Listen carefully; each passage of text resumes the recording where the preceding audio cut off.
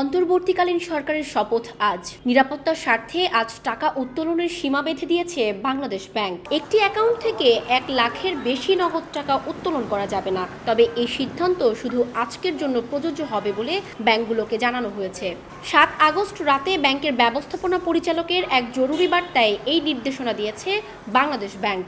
তাতে বলা হয়, গ্রাহক নগদ টাকা উত্তোলন করতে না পারলেও যে কোনো পরিমাণ নগদ টাকা হস্তান্তর ও ডিজিটাল লেনদেন করতে পারবেন। জানা গেছে, সরকার পরিবর্তনের পর নগদ টাকা উত্তোলনের চাপ কিছুটা বেড়ে গেছে।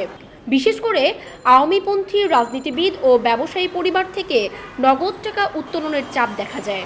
এসব অর্থ যাতে কোনোভাবেই সন্ত্রাসী কর্মকাণ্ড বা অবৈধ কাজে না লাগাতে পারে, সেজন্য নগদ টাকা উত্তোলন কিছুটা সীমিত করার সিদ্ধান্ত নেয় বাংলাদেশ ব্যাংক।